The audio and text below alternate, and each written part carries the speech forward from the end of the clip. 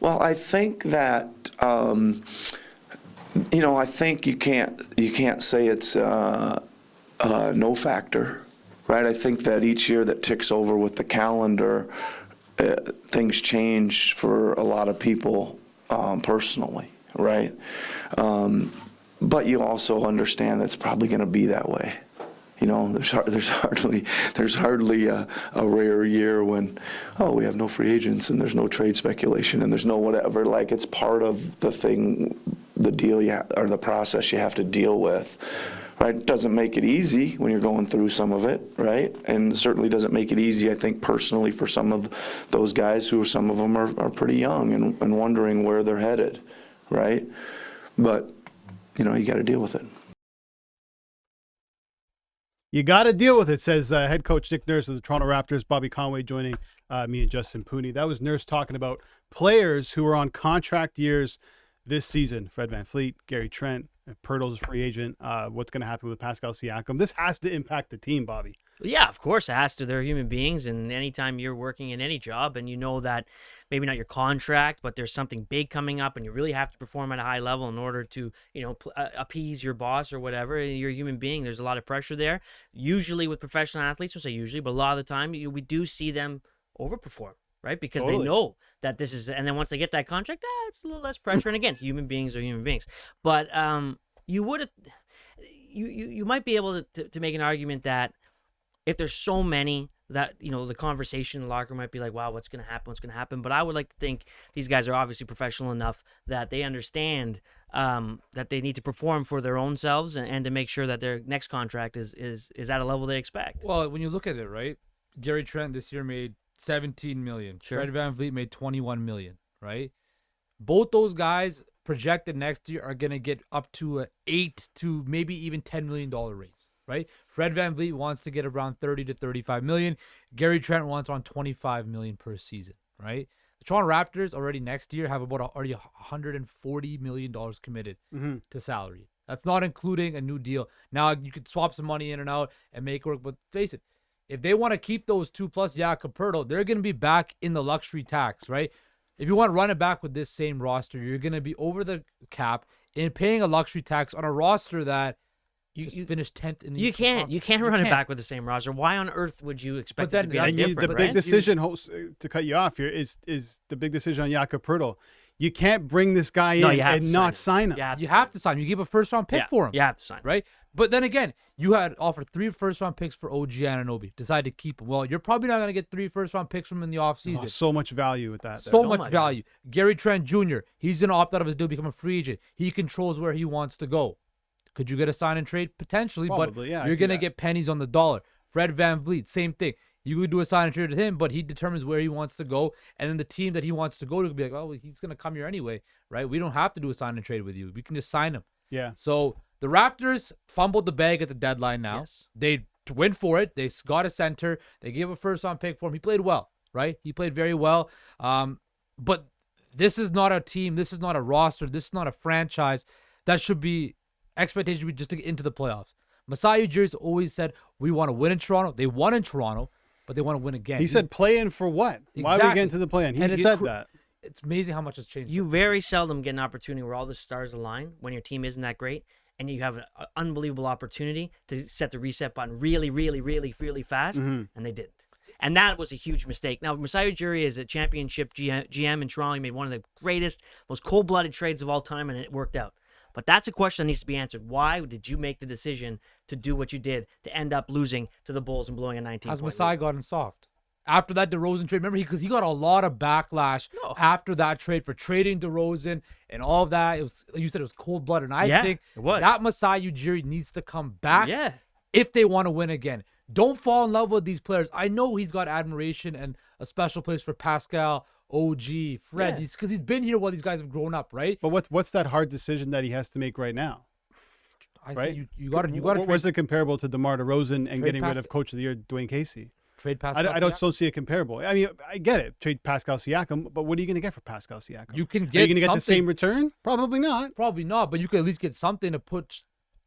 Look, listen, I'm with you. I think Masai could have been better with his decision making. Yeah. I don't know how you sit in the boardroom or whoever the hell was in there and you're like, you know what? We can probably make the play-in if we get this guy, and who knows what's going to happen. Let's get these guys some playoff experience. That's not a way to run No. the organization. No. Mediocrity in sports is the worst thing. You Worst don't want a middle. place to You do be. not But want a look middle. Look what the Leafs did this season.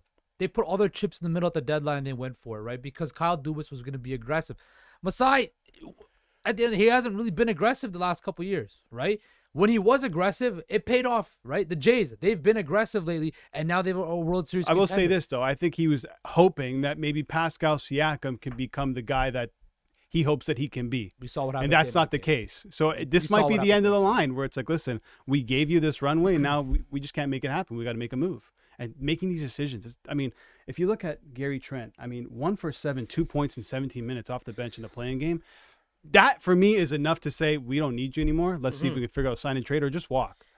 100%. Yeah, you gave these guys every single opportunity that you could have, in fact, to a detriment, in my opinion, and they didn't perform. Now, look, all of these guys have qualities to them that can make them successful on a championship team. Fred VanVleet, for sure, has already won a championship. Pascal Siakam, same thing. But this core group is not good enough. It's obvious at this point. So if you have to move a few contracts in order to bring somebody in that is that 1 or 1A type player, then you have to do what you got to do. Just build through the draft and find that guy with a high ceiling. You can do that as well because Toronto's going to have a hard time to get these Well, they have a superstar 12th players or in. 13th pick or something like that in this draft, which isn't great, but they've had some success in the past, so who knows what will happen. But let's talk about the offseason. Obviously, we are right now, but OG Anunoby and what his status is going to be with the Toronto Raptors. He had this to say about the Raptors approaching him about contract talks. I mean, they haven't came to me of anything, and if they did, I'll definitely talk to them. I love Toronto. I love my teammates. I love the staff. So, yeah, I'll definitely talk to them. Very soft-spoken OG Anunoby. If you're Masai, what do you do with OG? Trade him. Are you gonna? Because he's extension eligible, right? So right now he's got 2 years left on his deal at I think 18 million. He's probably gonna go up to mid-20s, high 20s, right? It's a numbers game here. It ends up becoming. Is OG Anunoby gonna be worth the deal that he's eligible for in 3 to 4 years? Is he going to be that guy who's worth 25 plus million? Is he gonna be the guy that's worth that? Yeah. I don't know. What's the return you're expecting, though, from OG? It's not gonna be 3 first-round picks, but if you can get. I mean, he got better as the season He got went on. better, but again, when you see OG, right?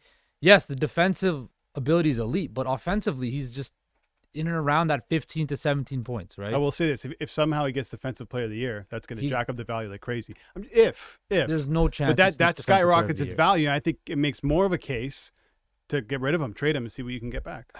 Again, I don't think OG sniffs Defensive Player of the Year. He might get all defense, right? Yeah. I just see OG Anunoby being a guy who's a very good starter role player type of guy. He's not a guy who's going to be a fringe all-star. He's not on that level. He's a guy that will play a very good 3-and-D player, which is a highly coveted position in the NBA, right? That is that you can make a great niche for yourself, a great role for yourself. You can find a desperate team. Like I said, he could fit on any team in the NBA. Yeah. A contending team, a team like Portland, for example, that knows they're in a position now where they're at a crossroads as well, where do we build and compete with Dame Lillard, or do we ship him off and rebuild? If they want to continue with Dame Lillard, I could see OG fitting perfectly in Portland. They're desperate. You could extract a whole lot of assets out of them for OG Anunoby, right? So it depends on the situation, but you can still get a lot of value for him. And I think the Raptors, again, they don't have a whole lot of financial flexibility. They need to make decisions based on the long-term sustainability of this organization. Bobby, how do you think Raps fans would react to a rebuild right now? I think they would be happy with the premise of that. I don't see how you can watch what you saw for 83 games and not think something major needs to happen. And unless Giannis Antetokounmpo decides that he demands a trade to Toronto, I don't see what that is. Yeah, that's right. So you're going to have to rebuild. And Yeah. I think that's fine. You've won a championship within the last few years. You have an opportunity. It doesn't have to be like a 10-year rebuild. It can just be a little quicker retool. one. Not Yeah, a rebuild, not a retool. How about a renovation? Sure. Right? Fix Not it up, bad? fix Okay, up the that's paint a my little new bit. one. Redo the Raptors kitchen, renovation some cabinets. 2.0.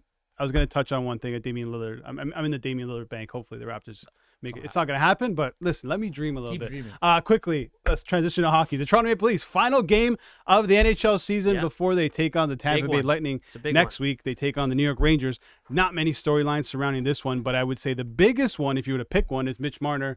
He's on 99 points. Will he get 100 points tonight against the Rangers? Bobby Conway. First thing, he's got to play. So He is playing. He's going to Sorry, play. yes, he is playing. Okay, so sure, why not? Bunting, Matthews, Marner's top. They're all, yeah. Well, if they're all in there and they all get their 15 plus They're minutes, gonna be feeding him the puck like he'll- crazy, yeah, right? then he'll 100% get it. I know he missed the last game. If they're just putting him out there to get it, maybe he doesn't play, but a lot. But if he's out there for the normal full amount of time playing with those guys, he'll get a point. Is he getting it? I know you don't want him to. 'Cause No, you want Pedersen to have more points. No, than him. yeah. So we had a bet before the season that Elias Pettersson would have more points. What's he got? 101. He's at 101. Yeah. So you know what, Marner, you get your 1 point. Enjoy the century mark. I don't need you at 101. The Oilers in action tonight too. What are the chances Connor McDavid scores 6 goals tonight to get to 70? I think Gretzky scored 5 to get to like 50 and 50, 39. Wow. yeah. Wouldn't that be great to see? McDavid scores 6 goals, final game of the season, hits 70 points. No, the answer would be no. I don't think. Hey, he gets to 65. 65 is a nice benchmark for him. But yeah, I mean, Yeah. the Incredible Oilers, season. yeah. They're rolling. they're steamrolling right now, and I think they're playing their best hockey at the best time. Man, I think they could go wipe through the Western Conference the way they're playing right now. I think Yeah, I like them a lot. Goaltending, that's it. They get goaltending, they might be in the Stanley Cup. Running out of time, but quickly, can you give us a bet for tonight that you like? I really like Florida, the Panthers, to beat Ooh, Carolina against the because Canes. if they win, they don't play Boston. They would likely play Carolina, which, we'll see. I think a good question is, what is Carolina going to do? Do they want to play Florida or do they want to play the Islanders? Because if they want to play the True. Islanders, then, just lay a goose egg and you'll be fine. I think I'd want to avoid the Islanders at all costs. They can beat you up pretty good. and that crowd on Long Island gets so into it, Yeah. and it's a hard place Yeah. to play. So I'd much rather play Florida than. All right, well, then that means that Carolina's going all in tonight. But I still like Florida. Bobby Conway, thank you so much. All right, coming up after the break, got some more talk here. Basketball talk.